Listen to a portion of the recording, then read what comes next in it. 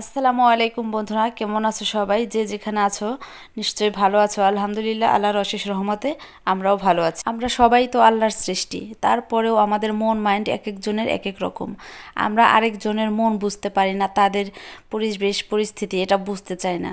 আমরা সবাই ভাবি কি যে হ্যাঁ, একটা মানুষ এখন কষ্টে আছে, এদের জীবন বুঝি এই কষ্টেই কাটবে, কিন্তু একবারও বোঝার চেষ্টা করি না যে আল্লাহ পাক চাইলে কি না করতে পারে।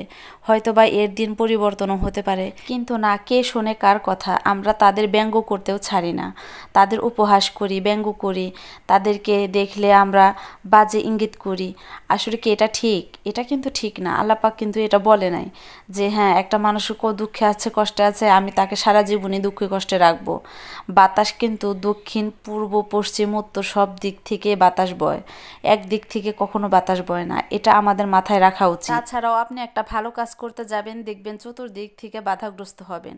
আর এই বাধাটা দিতে কিন্তু দূরের মানুষ প্রয়োজন হয় না, আপনার আশেপাশের যে শুভাকাঙ্ক্ষী আছে তারাই যথেষ্ট।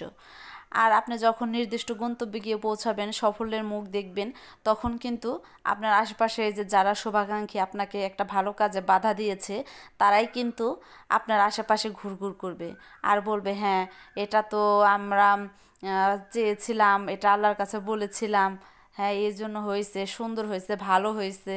তখন কিন্তু দেখবেন লোকের অভাব থাকবে না। আসলে এটা তাদের আগে থেকে বোঝা উচিত যে আমরা যে এই কাজটা করতেছি বা সে একটা ভালো কাজ করতেছে, তাকে বাধা দিচ্ছে, এটা কি ঠিক হচ্ছে? ভবিষ্যতে তো এর তো উন্নতিও হতে পারে। তো আমরা এই বাধা দিই কিসের জন্য, এটা তারা বুঝতে চায় না। আসলে এটা মানে কি, অজ্ঞানেই বলে না জ্ঞানেই বলে জানি না।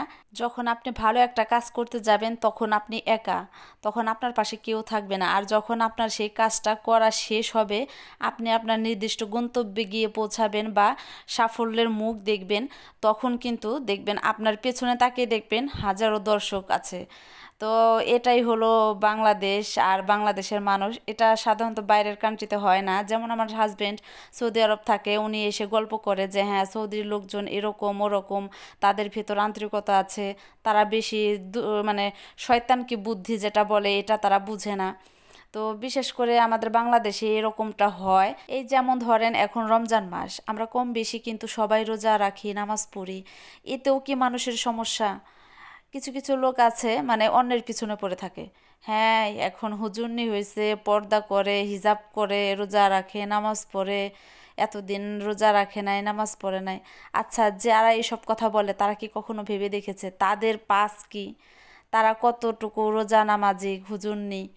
তো মানুষ আসলে মানে কাউকে কথা বলতে ছাড়ে না, কিন্তু নিজের দিকটা একবারও কখনোই ভাবে না যে আমি কি, আমার অবস্থান কোথায়, আমি পিছনে কি করে আসছি, এটা কেউ ভাবে না। কিন্তু কাউকে বলতে গেলে ছাড়ে না। মানে বলাটা খুবই সহজ, নিজের দিকটা ভাবা অতটা সহজ না। তারপর যেমন ধরেন কারোর হাতে যদি টাকা পয়সা হয়, কেউ বাড়িতে ঘর তুলে, কেউ একটা হোন্ডা কিনে, কেউ জমি কিনে, মানে এক একজনে এক এক রকম মানে খরচ করে। তো যার ঘর নেই সে তো ঘর করবে, যার একটা গাড়ি নেই সে তো একটা গাড়ি কিনবেই। এটা নিয়ে উপহাস করার কি আছে? কিন্তু তারপরও মানুষ বলে দুই টাকার মালিক হয়েছে, দেখো হুন্ডা কিনছে, বা ঘর তুলছে, বাড়ি ঘর তুলছে, 2 টাকার মালিক হয়েছে, বাড়ি ঘর তুলছে, জমি কিনছে, মানে এটা নিয়েও মানুষের মাথা ব্যথা। আমি বুঝি না যে মানুষ কিসের জন্য এত পরনিন্দা পরচর্চা করে। তো একমাত্র আল্লাহই জানে, এদের হেদায়াত একমাত্র আল্লাহ ছাড়া কেউ দিতে পারবে না। কিন্তু যারা এসব কথা বলে তারা কিন্তু পিছনেই পড়ে থাকে, তারা কখনো সামনে এগোতে পারে না। আমার খালাতো বোন তার ব্যক্তিগত কিছু বিষয় আমার সাথে শেয়ার করেছিল, সেই উদ্দেশ্যেই এই কথাগুলো বলা। আল্লাহ হাফেজ।